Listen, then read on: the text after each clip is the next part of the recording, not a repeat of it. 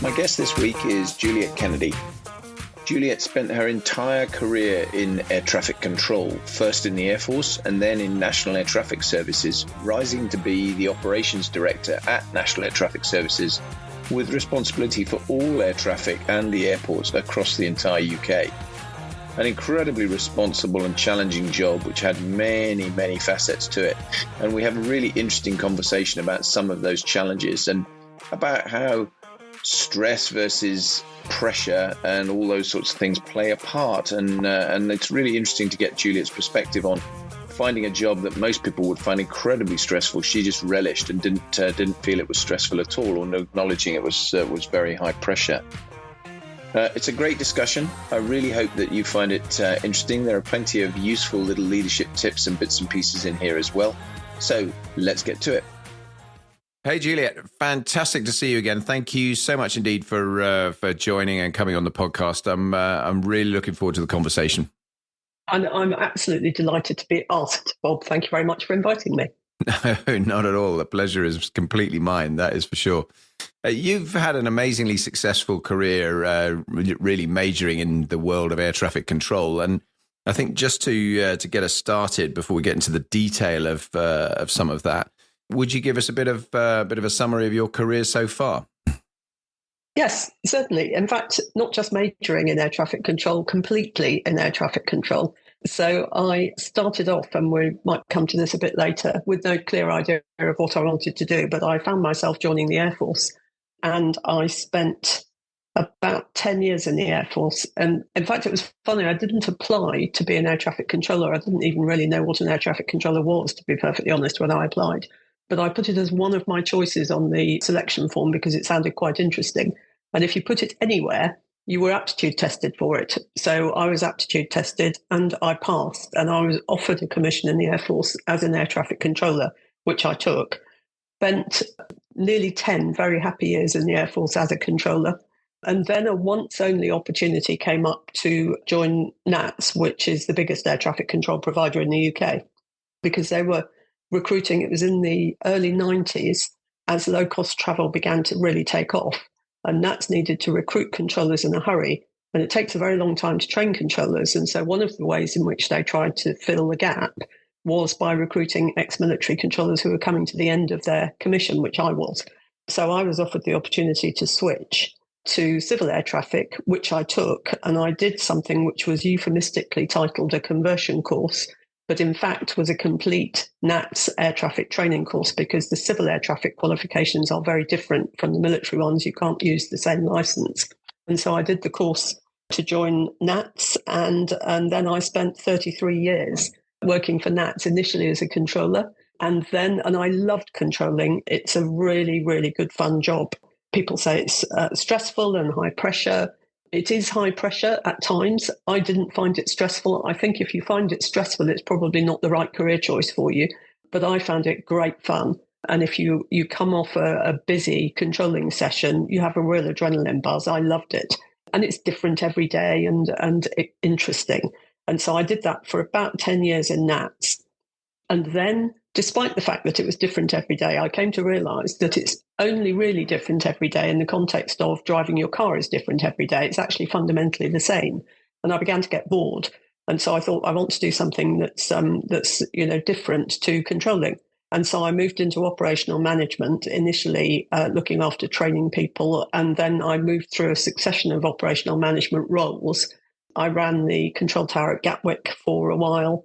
I then looked after all the airports that NATS had. We have the number varies slightly, but at that stage it was 16 UK airports, including all the big ones that you would have heard of, like Heathrow, Gatwick, Manchester. So I looked after all those airport contracts.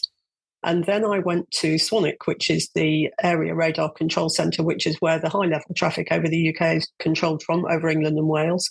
And I ran that. And then my last role was operations director for NATS. And essentially what that meant was that I was responsible for all the air traffic control that NATS delivered in the UK. And I have 5 days ago finished that and retired. So I'm now having a gap year while I think about whether I actually want to work again or not. a gap year at the end of 43 years. I think you probably earned that. That's an amazing career history, that's for sure. And we'll definitely come back to things like the stressful versus non-stressful. I mean, having in my piloting days flown many times through on civil airways and through London or over London and things like that. I've heard the pressure that exists in the air traffic controllers trying to manage the flow just in the upper air. Never mind actually making approaches into the airport. So that's definitely an area to come back and chat about a bit more. And it is obviously, it's fascinating that you so successfully had a career doing the same thing, and albeit with a military piece of it, and then a very big civil piece of it. And interestingly, I did a podcast recording the other day with a chap who was in the Air Force as a pilot, who did a little bit longer than you did, 19 years in the Air Force, but then he spent 30 years flying with Virgin. A similar kind of deal where obviously you make that transition, and if it works for you, that's fantastic. You mentioned right at the beginning of that you were not quite sure what you were going to do, and almost ended up kind of landing in the Air Force. What just talk about early motivations and preparation for the start of your career and how you got yourself into that position. I don't think I was unusual. I came to the end of school, and at the school I was at, which was then a direct grant grammar in Lancashire, it was common to go to university if you were reasonably bright. And so I just assumed that I would go to university. I hadn't really thought about anything beyond that. And I hadn't really thought about what I wanted to do. I kind of had. So I originally wanted to do French and Spanish at university. But I had glandular fever the term before I did A-levels, and I missed most of that term at school and thought, I don't think I'm going to get the grade I need in French, which I didn't. And so then I went through clearing for university, and rather foolishly, very foolishly actually in retrospect, I applied for a degree which was in commerce at Birmingham University, for which I was accepted. And so I went to university to read commerce. God knows why, because my weak points are numeracy, maths and statistics, and there was a lot of that involved. So I had a lovely year at university, met some great people and really enjoyed my year, but unsurprisingly failed some of the exams at the end of the first year. I went home thinking, well, I'll just reset them and go back, still with no real clear idea what I was going to do. And my mother actually influenced me. Both my parents were aviation, so I think aviation runs in the blood. My mother was an air hostess with British BOAC as it was then, in the very early days when they first started taking girls on flights. And my father was a pilot in the RAF for a lot of his life. And my mother, when I got home that summer, said, what are you doing? What is it that you want to do at the end? And I had no idea, really. And she said, why on earth don't you join the Air Force? You would love it, because, of course, she knew what it was like. My father had left the Air Force, actually, when I was quite young. I was only 8 or 9, I think, when he left.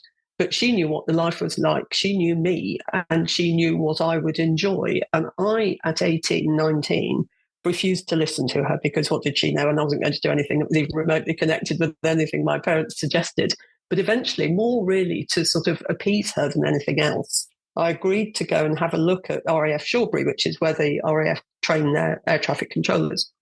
And so I went on a visit, and a really nice lady flying officer showed me around. And I came away thinking, actually, I hate to admit it, but she could be right. This might be something which I would find interesting, and I'm really not sure where I'm going with this commerce thing. And so I applied to join the Air Force, and I was accepted. But still at that stage, not with air traffic control in mind, because it's not something that people really know about. And actually, in that, it was something we struggled a little bit with, because when people think about aviation, they tend to think about pilots, or they think about cabin crew, or they think about working at an airport. Very few people are really familiar with what air traffic control is. But anyway, I did the air traffic control course in the Air Force and absolutely loved it. And that was sort of how I got into what I was doing. But I didn't really have any great sort of motivation. I did feel that I would be able to do whatever I wanted to do. But in my day, I don't think the careers advice at school was particularly imaginative. And certainly what I got was, well, go to university because that's what everybody else does, which wasn't terribly helpful, really. No, I totally agree with that.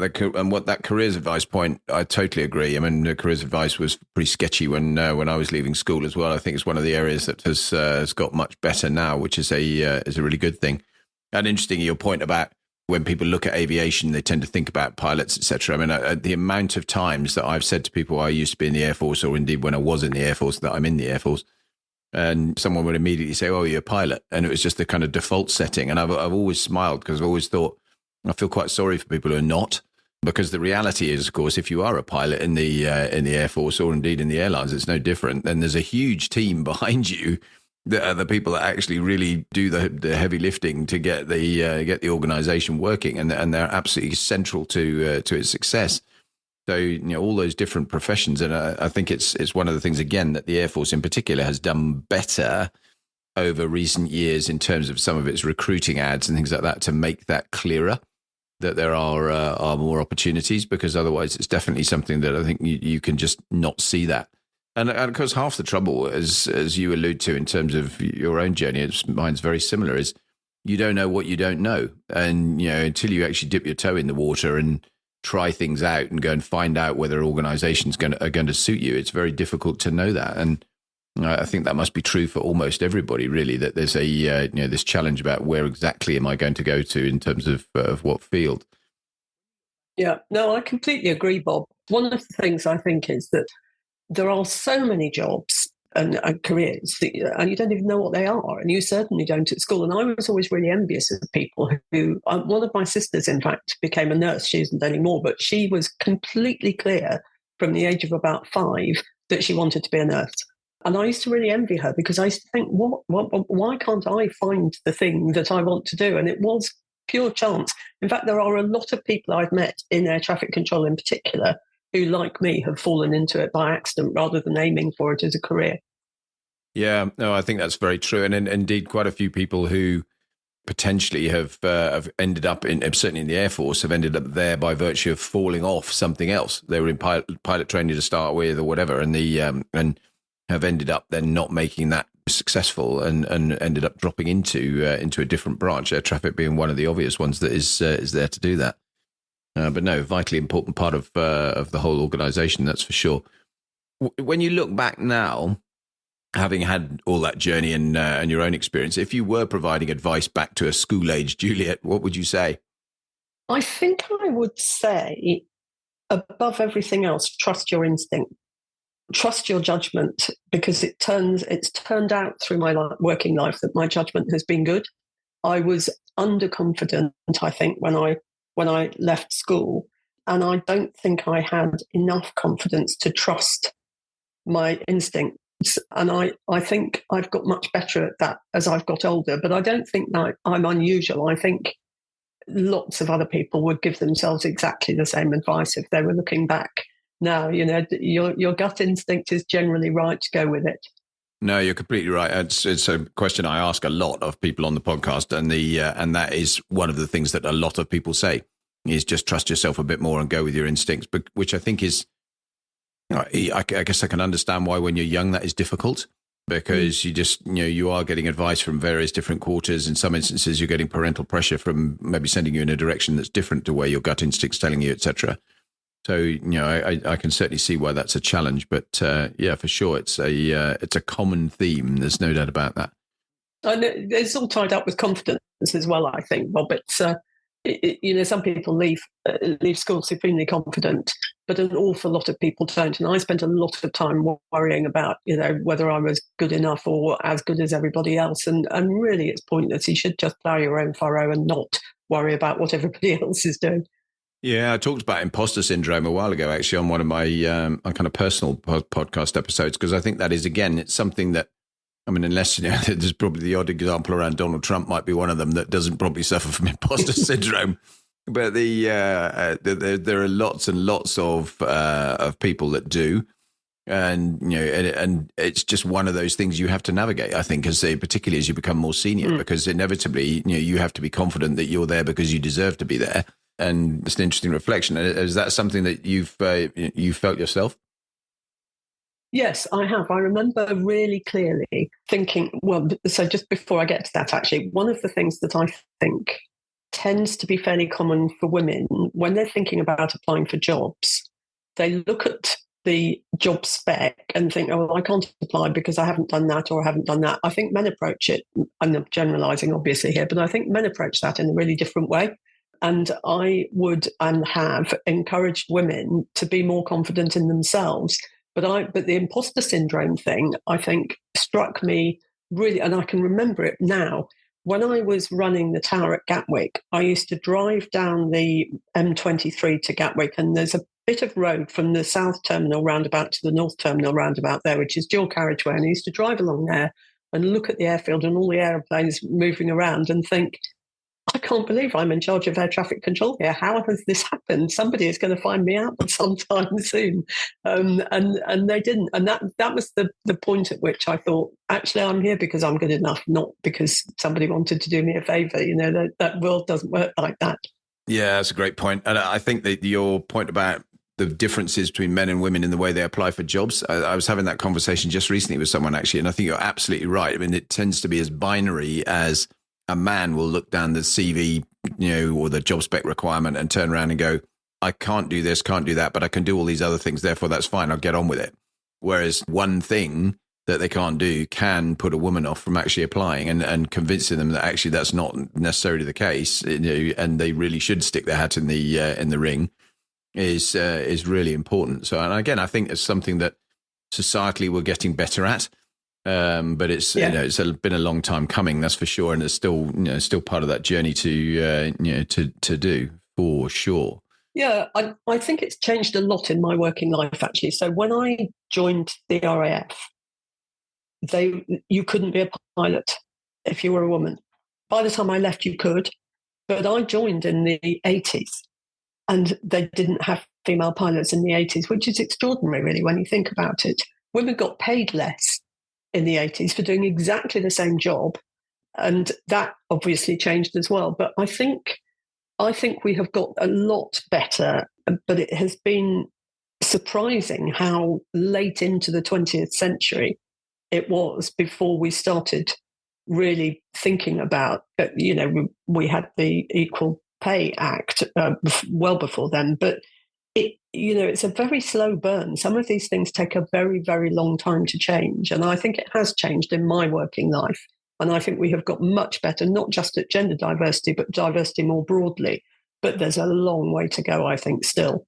No, it's completely right. Totally agree with you. And it is interesting when you look back because we were similar era, obviously, in terms of joining the Air Force, et cetera. And when you look back over 4 decades, essentially, of change, there has been an enormous amount of change. I can completely see why someone who's much younger will look at this and go, well, it's still terrible. There's lots of stuff to do. But actually, when you look at where it was really not that long before that, there are things that were, just appalling, frankly, when you look back on it. I can remember vividly, exactly as you say, women being paid different rates of pay, them having to leave if they got pregnant. It was just extraordinary. The fact that most jobs in the or certainly all the command roles in the Air Force at that stage were married and accompanied, and you had to tick both boxes, and that effectively meant that because obviously it was largely a male-dominated organization, women were following their husbands around and couldn't hold down serious jobs and all those sorts of things. It's just unimaginably different now in terms of approach. And quite rightly so. It's so obviously there's huge amounts of things that have had to change in there, and we're the better for it. That's for sure. Just switching tack a little bit. As you know, the podcast very much focuses on leadership, and clearly you've risen up through particularly in the civil air traffic world to a very senior position as the ops director in NATS. I'm just interested in style and how you kind of adjusted, shaped, whether unconsciously or consciously, your own leadership style over the time that you were moving up through the organization. I think a lot of unconscious adjustment, because I think you learn as you go, and that's not always consciously. So I think people I certainly was a bit of a bull in a china shop to begin with. And you learn how to manage people, and you learn that not the same approach doesn't work with everybody. I'm naturally collegiate. I am naturally very much about the team. I care about how they feel, about whether they're enjoying coming to work, all of that sort of stuff. So I started from quite a good place, I think, in terms of that's my natural outlook. But I certainly used to be quite a lot more directive, and there's a place for directive leadership, but it's generally not day to day. But the things which are really important to me, has always been important to me, is lead by example. Don't expect people to do things that you wouldn't do yourself. And I think that helps you then to build trust. And I think if you build trust with your team, then they'll go to the ends of the earth for you. And so those are the things which I think are really important. Integrity, massively important, and being yourself, so authentic. I don't really like the word authentic leadership, but don't try and be something you're not. I don't think I ever have. I have been me, pretty much. What you see is what you get. I'm very extrovert. I'm one of those people who sorts problems out in their head through talking about them. I'm not a go away and cogitate quietly and come back. One of the things that I did learn, and it was conscious actually, was I had assumed that the way in which I operate is the way which suits everybody. And it was relatively long into my career that I realised that, in fact, by having a meeting with a very loose agenda and just expecting people to speak up and say what they thought, I was putting some members of my team in a really difficult position, because those people who don't operate comfortably like that need time to consider what their thoughts are and what their input is going to be. And as I say, that was a relatively late realisation, where I suddenly thought, actually, this is working great for me. No agenda. We'll just talk about whatever pops up. But in fact, it's not really working for a few of the other people. That was a real conscious piece of learning. But I think most of it is unconscious, in the way that, you pick things up as you go through life. I think most people tend to end up more pragmatic, tend to be better at compromise as they get older. And I think that's helpful often in a leadership context. Yeah, no question. And lots of great points in everything you've said. And I that pragmatism thing, and recognizing your own behavior and how, your style versus other people's style. I mean, I found that certainly in a lot of my senior Air Force roles, that having to consciously manage the room differently, because if I treated everyone like me, I wasn't going to get the best outcomes. I needed to turn around and harness all the talents of the people that were in the room. But interestingly, one of the things I do a lot of these days, I do a lot of facilitation work, not least for Deloitte University. And it's very interesting when we give them some individual reflection time, and you've got 30 people in the room, for example. You say, okay, right, you've got 5 minutes to kind of capture what you've picked up from the last session, and you'll see roughly equally split. People who will finish doing that in 30 seconds. And have made whatever notes they want to do. And there are other people who 5 minutes is not enough. They're still, and it's a really very clear demonstration of how different people do reflect and respond and think about and process and all those sorts of things. And I think it's one of those things that actually, as a leader, it's so important to grasp that, particularly if whichever style you are, but if you're at one of the extreme ends of those things, you need to think about how you're actually going to get the other people to do their absolute best for you. Because if you don't do that, life's going to be a bit of a challenge for sure, I think. Also, I think self-awareness is massively important. I think I did a leadership course probably 20 years ago, actually, and it was designed to give people time to think and to understand themselves better. And there was lots of people had done it prior to me, and there was a lot of talk about it now. The second week of this course, you'll have an amazing revelation, and suddenly you'll realise that, your whole world will change. And the very wise lady who was leading the course said to me, don't get too excited about that happening. You are very, very self-aware. You're not going to have any massive revelation. You already understand yourself. But she said you'd be amazed at how many people don't, and who genuinely, given time to think and a nudge in the right direction, do realise things about the way they are and the way they come across to other people. But she quite disappointed me, because I was quite excited that I was going to have an amazing revelation of some magnitude. And she said, no, you're not going to. You're pretty grounded and pretty self-aware already, so don't get too excited. Yeah, there was no epiphany as a result of the course. Yeah, no. But I know it's a great point, I think, and it's very, very true. Self-awareness is clearly hugely important, and it's very interesting. One of those areas as well where people do develop, I think, a lot over time in terms of their self-awareness, their emotional intelligence as well. I mean, directly related, not exactly the same thing, and they're such important traits to have if you're in a leadership space, because if you don't, I mean, it's almost impossible to turn around and lead a team well. I think you can do it in a very authoritarian kind of way, but it's not very effective. No, I couldn't agree more. I think one of my personal bugbears or hobby horses actually through my career has been, and you will be familiar with this, when you join the forces, you learn how to lead people. And only if you can do that do you then learn how to do your professional qualification. So you do your officer training first. And so therefore you start your career with the basic grounding that you need in leadership before you ever get onto the professional stuff. That doesn't happen in the civilian world, or certainly not in my experience of it. And one of the things that I think certainly I have seen happen is, to use a personal example, people who are very good at controlling get promoted.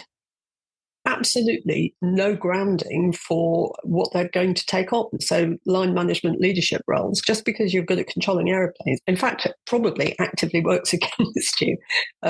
People who are very good at controlling aren't automatically good at leading people. And we, until relatively recently, didn't give people the tools they needed to perform well in leadership roles. And I think it's massively important. I have always thought the forces get that right. Now, how you would transfer that into a civil environment, I don't know. But it's so helpful when you're very young to have that leadership training first, and then they build on it as you go through your forces career. You have much more experience of that than I did. But I do think that there's a gap in non-military walks of life. Probably not all of them, but if you do well at your professional job, you get promoted, generally speaking. And it just doesn't follow that you will then be successful as a leader, because they're really, really different qualities that you need. No, I think that's absolutely right. And actually, it's one of the things I say a lot to people is one of the reasons I do what I do now in terms of leadership development, training and so on for organizations is precisely because of that. Because I think in the private sector generally, and actually in areas of the public sector too, there is a woeful lack of leadership training. I was doing a workshop with a company last year, in the middle of last year, where they said pretty much exactly that. It was the senior team of the organization who were universally of the view that they'd been promoted into a position where they were now running teams, and it was really important they looked after people and all that, and they had no tools. Nobody had ever equipped them with anything to do that, and just the kind of thought process. And it's not, actually, to go back to what you said a minute ago, it's not about some major epiphany for people. It's about giving them some tools and techniques and ideas and thoughts that will help them. And effectively, if you like, a golf bag approach, where you've got a whole load of different things in the bag that you could potentially pull out and use, and that you can continue to develop over time. I think you're totally right. And I think a lot of organizations would be much better if they put more effort into doing this, because I think they would be better served by having people who rise up through the ranks of the organization, whether they're laterally hired in or actually have just been stayed in the same organization. They would be stronger, better leaders as a result of having more investment. I think the military example is a great one, because you not only do you get the training, you also get plenty of opportunity to lead people, and then you get loads of additional training, because they do, there's a whole load of top-up stuff as you go through. So it really is a genuine continuous improvement thing that the model works very well. And it is difficult for corporates to replicate that. I recognize that completely. I mean, they just can't invest that kind of scale of money and time to allow it to happen. No, and I think also, I mean, even things as basic as just put people who are in sort of their first leadership roles in touch with each other, give them a network, because even the opportunity to just talk to somebody who's experiencing the same challenges you are. I think a lot of people end up thinking, well, I'm the boss, so I can't ask anybody for advice. The only way you can ask is up. But actually, those lateral networks are hugely valuable. I found them very valuable. I think when I was managing an airport air traffic, you're the boss, so everybody at the unit works for you, and you will have experienced this as well. So you think, well, actually, if I'm here scratching my head because I don't know what to do, who on earth do I turn to? I'm not necessarily always going to want to go to my boss. I want to go to somewhere else. And so those kind of lateral networks of people at the same sort of level, I think, are immensely valuable. Yeah, I totally agree. And coaching is another one. coaching and mentoring, where you've got us, and it's one of the things again that I do a fair bit of these days is coaching people where some of the time you're not actually turning around and giving them that much coaching. You're more a sounding board. You're sitting there and being in a position where you've been there, you understand some of the challenges they're facing in the loneliness of command space, particularly, and being able to turn around and just offer a few sympathetic thoughts and shared experience and so on is really helpful. So yeah, definitely agree with that. One of the things I try and focus on these podcasts, Julia, is highs and lows, because I think every leader at every walk of life, in fact, most individuals, you're going to suffer that roller coaster ride. Looking back across your career, what, if anything, do you wish you'd done differently, and why? Lots and lots of things on a sort of a minor basis. But the thing that I was sad about was when I first joined NAT, we were recruited, the ex-military people, to go to regional airports because they were expecting to get people who were at the end of a full service commission, so approaching 40. And actually, they got quite a lot of people like me in their mid-20s. And fairly early on, they decided that actually they wouldn't just post them to regional airports, they'd also post them to Heathrow and Gatwick. And I really wanted to go to Heathrow. And I went to Heathrow at the end of the course. And I trained at Heathrow and I failed. And that has always been a sadness for me that I didn't qualify at Heathrow. I think fundamentally it turned out I wasn't quite as good a controller as I thought I was, but I had a very tough time at Heathrow. I really didn't enjoy it at all. And in fact, in the end, I withdrew myself rather than waiting for them to tell me I wasn't good enough because it was only going in one direction. But I was sad about that. I would have loved to have been a Heathrow controller. But apart from that, I mean, there are days that don't go particularly well, but that's the one thing that stands out that I didn't achieve that I would have liked to have done. Yeah, it didn't seem to hold you back ultimately, though. That's for sure. No. Yeah, I think some of the time, I mean, it is the Kelly Clarkson song, isn't it? What doesn't kill you makes you stronger. And I think that there is some truth in that. I think having a bit of a dose of realism fairly early on with some of these things can actually be really helpful to you downstream.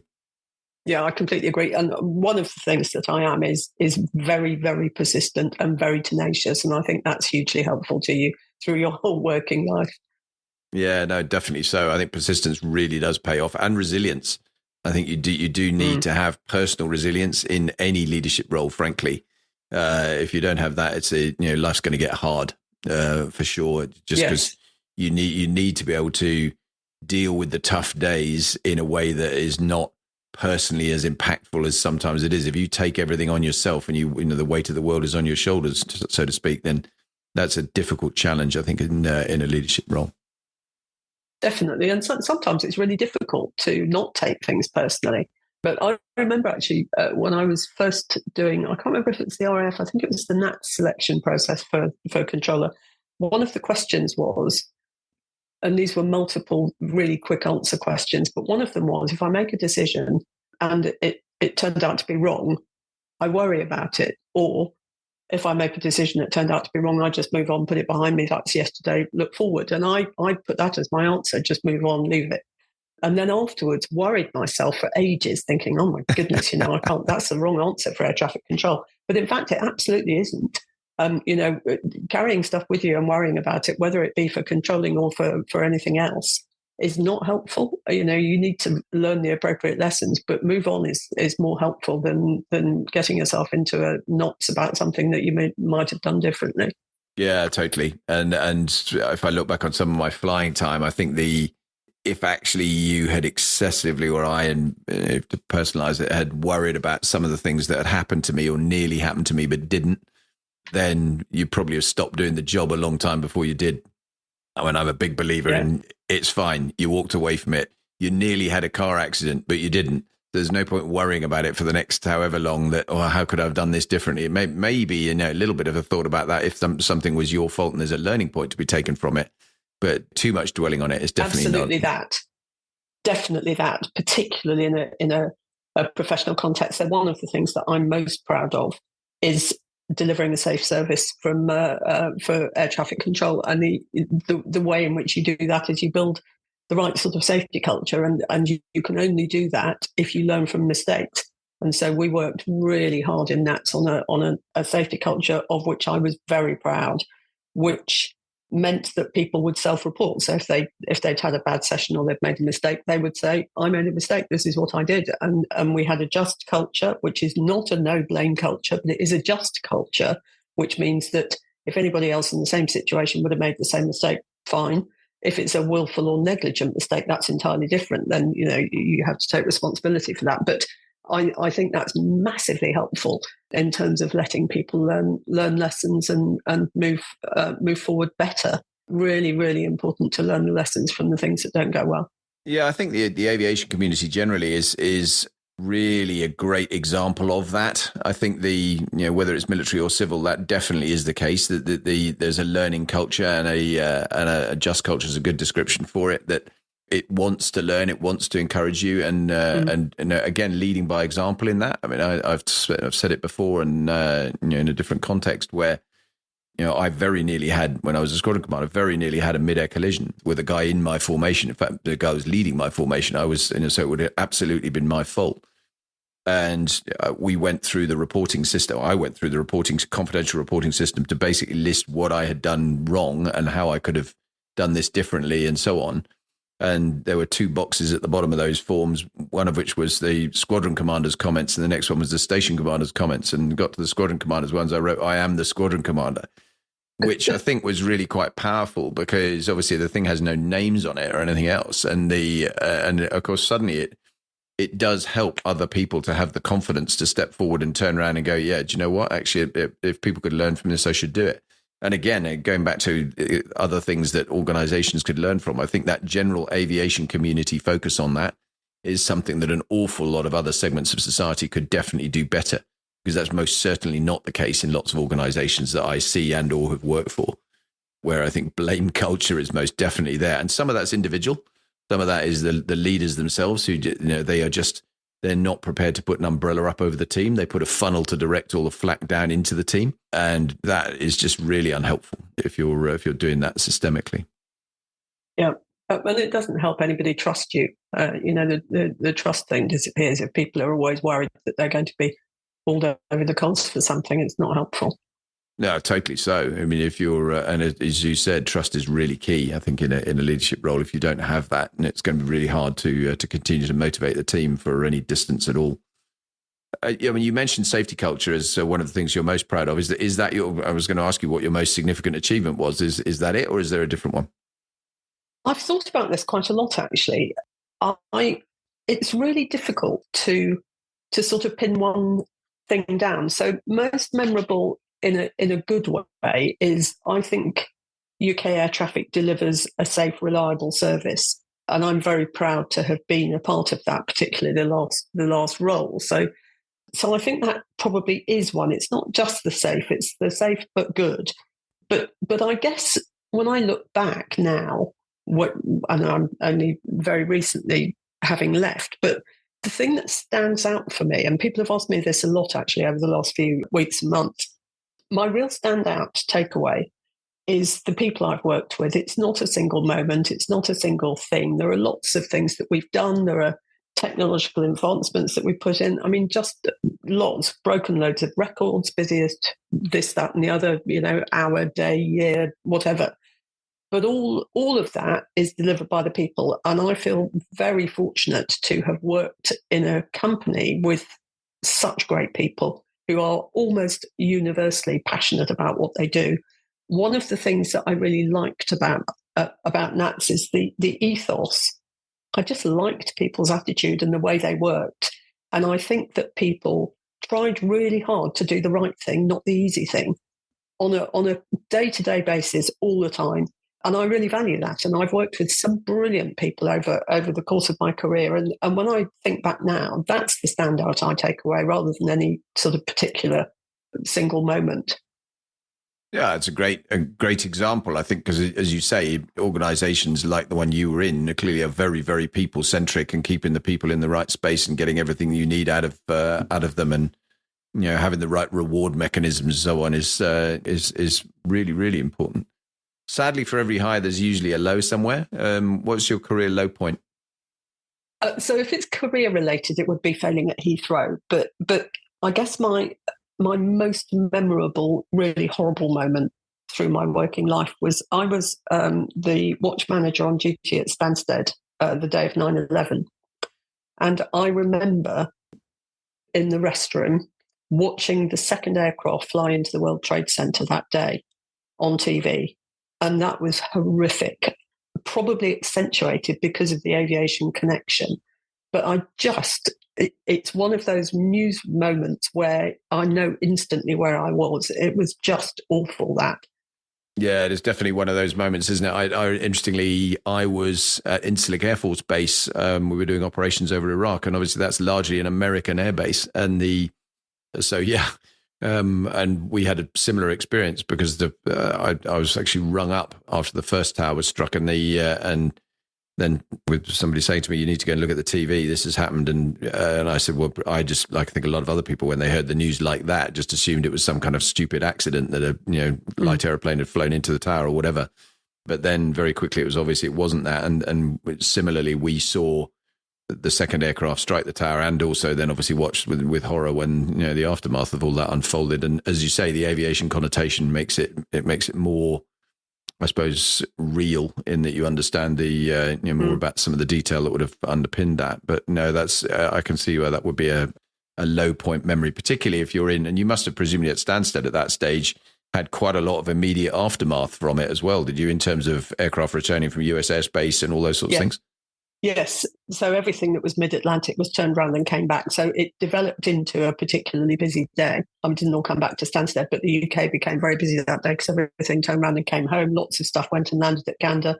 But it did turn into being a pretty sort of chaotic work day. But that moment of watching that TV is the thing that just sticks in my mind.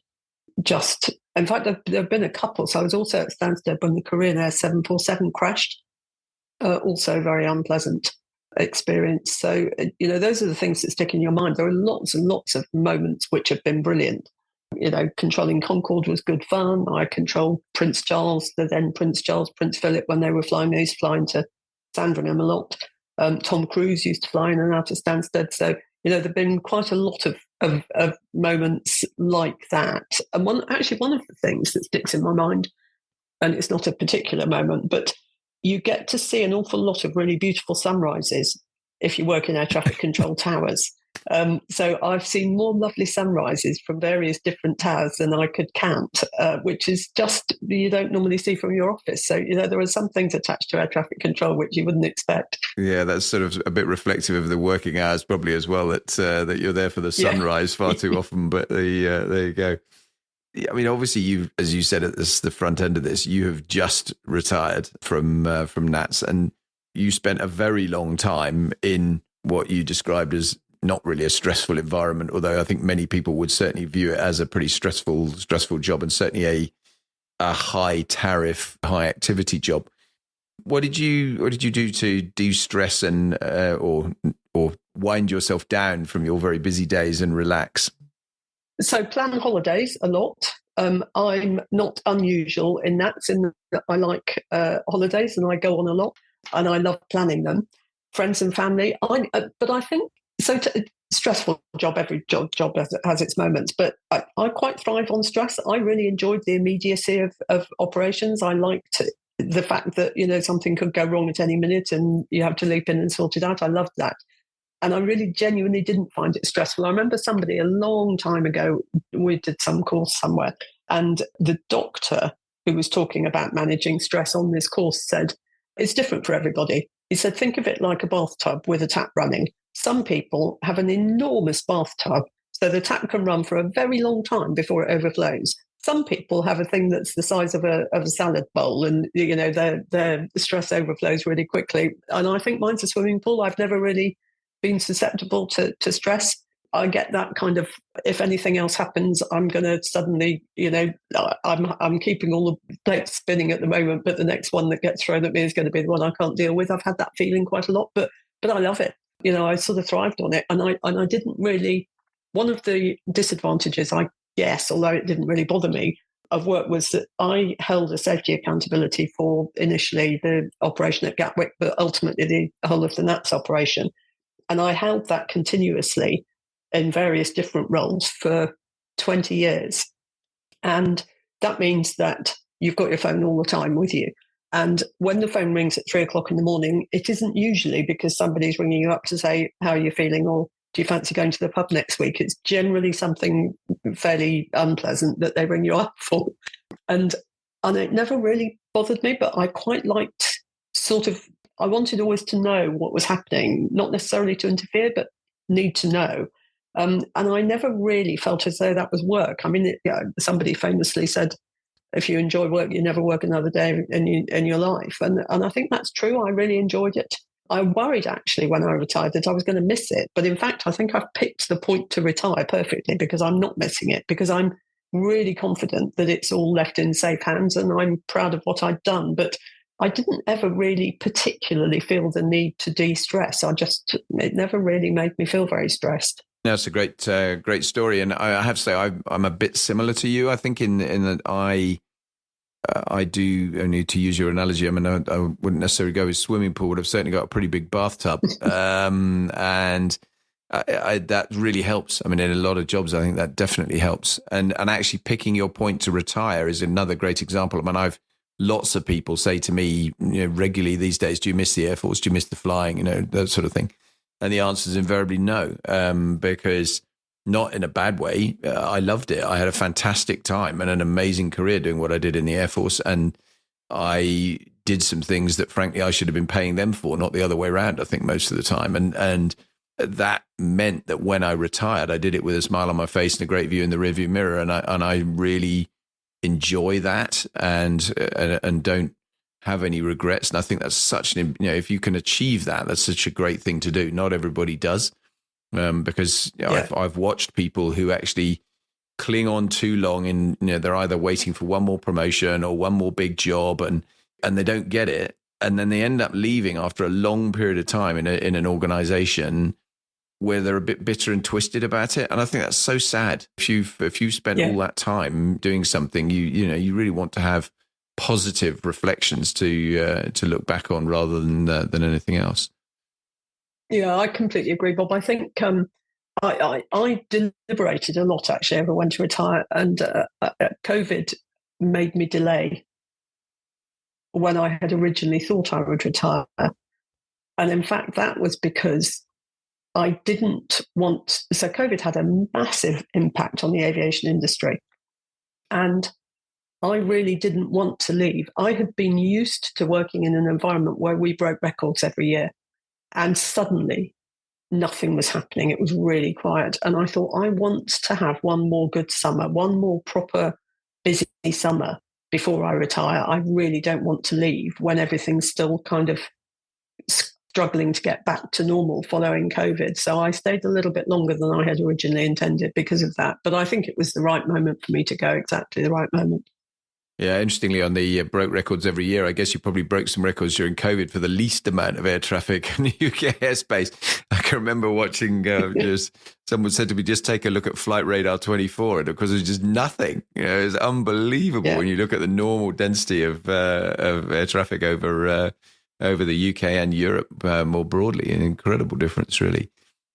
And it was really difficult. It was very difficult because air traffic control is practical. It's a practical skill.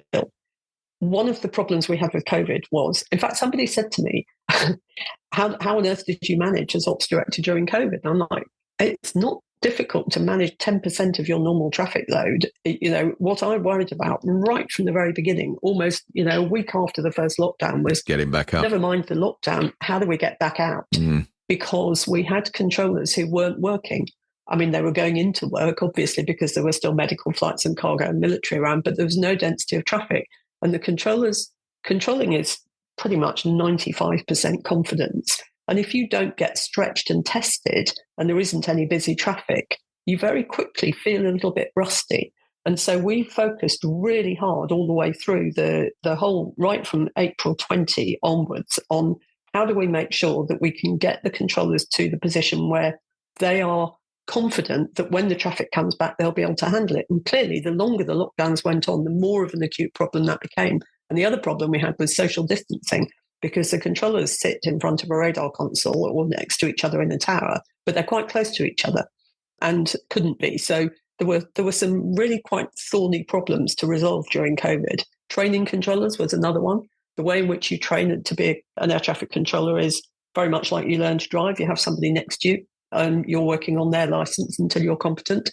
But there's somebody next to you is too close. And if there's no traffic, you've got nothing to control anyway, and you can't do it because you can't get that close to the person. So COVID brought some really quite tricky problems for us to work our way through. And all the way through, our aim was not to be a constraint on anybody else's recovery. So we would be ready to handle whatever comes, but we never knew when it was going to come. And the airlines are very nimble. They can, put flights on quickly. It was interesting, the whole COVID period for us, but, we came out of it, and last summer was pretty much back to normal. We were within 2 or 3% of normal traffic. And that was the point at which I thought, well, okay, so this is now done. We're back on a upward trajectory again, so I can leave.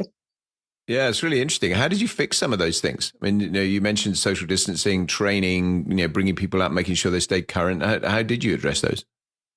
Social distancing when the traffic was low was easy, because at the control centre at Sonic in particular, you have a lot of radar consoles and you don't use all of them all the time. So when you're very busy, you're using all of them. But when you're quiet, controllers manage larger pieces of airspace. So therefore, you don't need as many, so you can sit them further apart. So we just kept people further apart. We didn't use every working position. Training was more difficult. We had to pause training. We paused initial training because one of the really annoying factors actually through all of it was we already had a plan prior to COVID to recruit in very significant numbers, because we had recruited a lot at the beginning of the 90s. People tend to spend their whole career in NATS. And so by the beginning of COVID, we had a lot of people who were approaching the age at which they could retire. So we already knew beforehand that we were going to have to train around 25% of our whole workforce was going to be replaced over a period of 5 years. Wow. We then got COVID and we couldn't train anybody. So we had to pause basic training completely. And then the unit-based training, which is the on-the-job training, we couldn't do. We did very limited amounts, but as soon as the traffic came back, then we started training as fast as we could. And NATS is still training as fast as it can, and more people than it ever has before. Actually, takes a long time to train a controller. It can take 3 years from the first day to the first sort of qualified day. So it's a lengthy process, and it was a big headache through COVID. But keeping controllers current was much more straightforward because we have simulators. So we let them operate in the simulators, and then you can put traffic in to make them feel busy. But yeah, it was very interesting, COVID. It gave some there have been a few actually. So there's about every 10 years, there's some major event in my working life. So 9/11 was one that had a very significant impact on air traffic. The global recession did. We had the volcanic ash episode, which also led to some very odd circumstances, and then COVID. And so you get these sort of major events that have a really significant impact on aviation generally, fairly frequently, but they're all different. Yeah, and I remember the volcanic ash one very well. I was stuck in Atlanta for a week, waiting to get home. It was an extraordinarily frustrating time. But and who would have ever foreseen that? And these sorts of things come and bite you out of nowhere, don't they? That's crazy. Yeah. I mean, you kind of already alluded to this in terms of those bigger events, but also and COVID's obviously a pretty big event. But you while you've been at NATS, you will have experienced some other sort of significant crisis stuff within NATS and within aviation where things have gone wrong. I'm just really interested in your reflections on handling those and the ones that you can talk about, where what went on, what did you learn personally in terms of crisis management from a leadership perspective?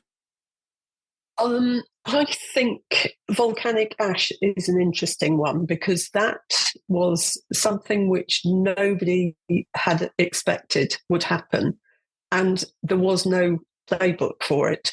Nobody really knew how do you get the traffic back? How do you know when it's going to be safe? And we worked really closely with the regulators. So the Civil Aviation Authority were the ones who, declared that we couldn't fly, and they were being advised by the Met Office, can't remember the name of it, the volcanic cell, to try and measure the amount of ash in the air, because it was the ash being ingested into engines that was the worry for aircraft. I think what I learned through that was you always sort of expect that somebody else knows. Somebody will know what to do. And volcanic ash showed me that actually nobody knew what to do. We were sort of, it was make it up as you go along kind of thing. And that taught me that nobody else has got all the answers. And, mine are as good as anybody else's. It gives you a bit of confidence in when you come into a completely unexpected, previously experienced situation. Your input is as good as anybody else's, and it's all about how well the team works together. So you need input from lots of people. No one person can solve anything on their own. I think that's is pretty good in a crisis. We practice a lot for things not going according to plan. The controllers practice annually what happens if things don't go the way you expect. And the one thing that shines out for me from NATS is in a crisis. I mean, we had people, any time anything goes wrong, we get people who are rostered not to be at work, who turn up and say anything I can do to help. So, it's a community of people who are all very aware that what we're there for is to keep the skies safe, but also to provide an air traffic service, and everybody will pitch in to help, which is great. Yeah, it's great culture. But there's always something to learn. Every single thing you have, you go back over again and say, well, that didn't go as well as it could have done. There's always something. You will always find something to learn out of whatever happens. Well, and interestingly, we've talked a few times about what the aviation world actually brings, and one of the things I think it also has is a great debriefing culture, and that kind of post event assessment of what goes on, which again is something that I don't think is necessarily replicated as anything like as well as it should be in lots of organizations. I think there's so much to learn from what you do when it goes well as when it goes wrong, to turn around and go, how do we improve? What can we take away from it? And I mean, the example I talk about is every single sortie I flew for the entirety of my career was debriefed in some way, shape or form, even if it was an individual one and I was debriefing myself about it. But formations, you have a formal debrief process every single time. And and that's such an important part of the overall process in terms of what you get from it. It's really, really key. No, it's all very helpful. Thanks. A slightly broader question, though. I mean, you've 43 years of experience in the world of aviation, looking at it on a daily basis, and it's really in the spotlight at the minute with everything that's going on around sustainability and unmanned aviation and all those sorts of things. I'm just interested in your perspective on what kind of changes are coming as a result of this, and where the sort of future of the aviation industry is. I think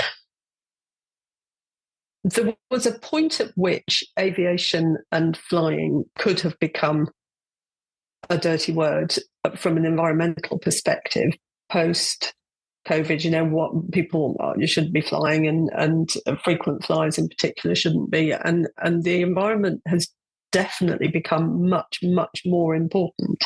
So sustainable fuels, hugely important. But I think what was interesting to me was that post-COVID, it became apparent very quickly that people want to travel, and that discretionary spend on holidays is probably the last thing that people will let go of. Holidays are hugely important. So people had staycations during COVID, and that was all lovely. But actually, there is no substitute for going on holiday somewhere nice and warm and sunny. I think commercial or leisure at the travel. moment. Exactly. Well, exactly. Leisure travel recovered really quickly. Business travel less so, because I think the ability to work remotely. The other thing COVID did, I think, is made it really obvious that people genuinely can work from home, and you don't have to be in the same room as somebody all the time to be able to do business. So I think business travel slightly different, but leisure travel, I think there is huge demand for, still huge demand for, and therefore the ability to find sort of sustainable ways of doing that, sustainable fuels, has got to come. It's very, very slow. My observation from all my years in aviation is that things change in aviation remarkably slowly for such a technological sector. It takes a very, very long time for anything to change. But I do think that the growth of unmanned vehicles, whether those are drones or, air taxis or, whatever they are, and the growth of space travel is going to provide a really interesting challenge, because the airspace, one of the odd things actually about air traffic is that if you look at a road, you can see when it's really busy. If you look at a railway, you can't see how busy the sky is, but it is. And actually, commercial aviation in the UK only uses a relatively small proportion of the airspace over the UK. It doesn't fly everywhere. And the growth of new airspace users, I think, means that a way to integrate that into with the existing commercial and military traffic is crucial, because you can't segregate. You have to have an operation which is integrated. Now, how that works for parcel delivery drones, blood delivery drones, any of those sort of things is quite difficult to see at this stage, but that's absolutely the way it needs to go. And I do think that the face of how the sky is used will change in the coming years, but I think it will probably be slower than people expect it to be. Yeah, it's an interesting reflection. I think the other thing is unmanned technology in particular offers lots of opportunities, but also lots of challenges, just in terms of particularly people talking about passenger airliners being unmanned and that sort of thing. You've got a long way to go to convince the paying public they're going to get on an aeroplane that's not manned by anybody. Well, I would actually. Would you? Yeah, I probably would, because I think actually it's obviously doable. It's the technology is clearly capable of doing that. Well, one of the things we've always done is we've tried to do the hardest things with. If you look at what we're doing with military, unmanned airplanes or remotely piloted airplanes at the minute, is we're always doing really tough stuff. We're taking them, well into enemy territory, and we're getting them to drop weapons and do all the things that are probably the hardest, and certainly against a more sophisticated adversary would be really hard. Whereas actually just going from A to B in a super safe airplane, then I think arguably it's pretty straightforward. And interestingly and tragically, of course, I mean the German wings case of a few years ago, where clearly it was the pilot that caused the co-pilot that caused the crash deliberately, is just a shocking example of why you can make an argument that it's not a bad thing to actually do that. But I do think that there's a difference in the DLR and British Airways in terms of people's confidence and getting into an airplane to take them across to Los Angeles with nobody on board it. So we'll see. Yeah, no, I agree with you actually. But I must say personally, and maybe it's because I know how much care goes into making sure things are safe, and how much care goes into training and systems and all of those things. But I would be convinced that actually flying in an unmanned vehicle would be safe. But perhaps, as I say, that's because I know that it's not going to happen unless it's all been done properly. But I think the other thing that looms into view with all of the whole unmanned thing is it's all very well being unmanned, but actually your cyber risk then presumably increases. So how do you mitigate the possibility of somebody interfering with what you're doing?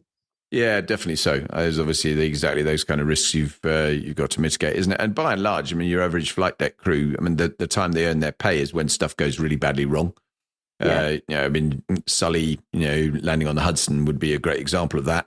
We're clearly without a guy with or a person in the cockpit with that level of experience to be able to carry that out and get everyone off the airplane safely. None of them would have survived. It was a truly remarkable piece of flying, in my view. It was one of the most remarkable pieces of flying I've ever seen. And I think it is actually an issue. I mean, I've talked, obviously I've got a lot of friends who are in the airline industry, and I think currency and hands-on flying for airline pilots is a constant challenge, because obviously try to balance that. They've got simulators that are really good and and very high fidelity and very capable. And obviously that's where they do all the kind of bad stuff. But the reality is, they spend an awful lot of time sat behind an autopilot.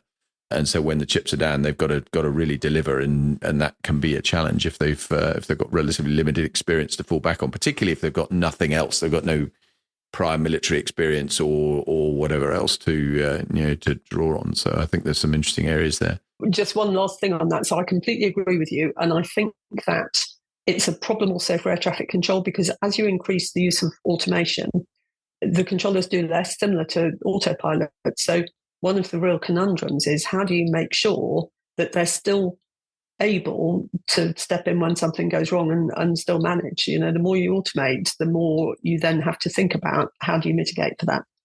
I didn't actually appreciate that. So just give me an example of automation, what you're doing. So there are a lot of one example. So at Heathrow now, the separation on final is time-based, not distance-based. And the controllers, there's a very complex algorithm that works in the background, which tells you based on time how close the aeroplane should be to the one in front of it. And there's a mark on the radar, and the controller flies the aeroplane onto the mark. If that disappears, then they revert to distance-based separation, but they're judging that by eye. And the longer they work with a mark on the radar and they fly the aeroplane onto the mark, the less their skills of really inch perfect being able to do it based on distance are honed. And so you just get out of practice with things. So, not from a safety perspective, but we produce, so controlling is very, very human at the moment. All the decisions are taken by humans, but actually they have a lot of tools to support them. And if you have a tool to support you, that you get to rely on it. And if it's suddenly not there, then actually your mental capacity or your mental workload goes up very significantly because you're having to compensate for something that's not there. Yeah, that's a great example. Fascinating. I didn't know that. I love hearing those sorts of things. That's incredible. I mean, it is very impressive when you watch the sequencing into a big airport. Heathrow is a great example of both takeoffs and landings. Sitting there watching the stream of aircraft coming in one after the other with various approach speeds. I mean, clearly they're relatively standard and big airliners, but it's still a challenge for sure. There's two questions I always ask my guests, and always at the end. And the first one is, what's the most memorable event of your career or life? You can have one or the other. Gosh, I've thought really hard about this, and I can't put my finger on a single thing. There have been so many things that I have been privileged to be able to do, and we've touched on quite a lot of those already. But I'm going to go back to an earlier answer, actually. So the thing that I take away from my working life so far, my working life that I've had, is the people. I have met such great people, and I have really enjoyed the people, working with the people I've worked alongside and for. And actually, rather than a single, so there were things that we put electronic flight strips into Gatwick. There's lots of things like that, but actually all of it is underscored by the people I've met along the way. That's the thing that stands out for me. Nice. Okay. No, that's a good one to take. And the very last question then is, what's the most difficult question you've ever been asked, other than what's the most memorable event of your career? Yeah, so I won't have that one. I've got two here, actually. So one relates to interviews.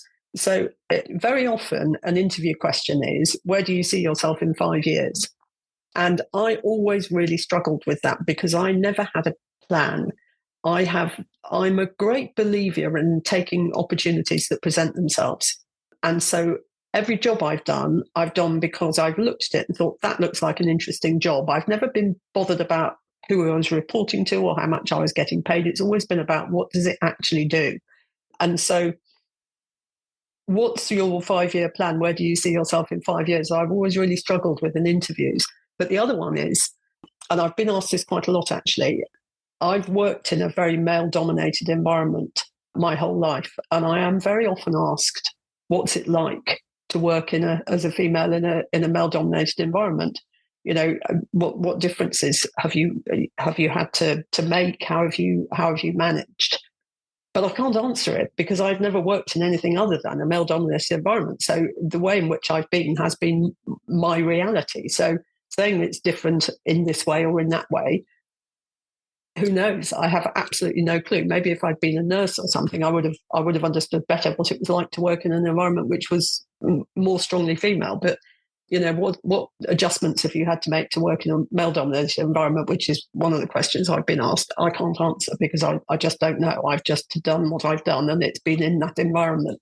Yeah, interesting reflection. That's fantastic.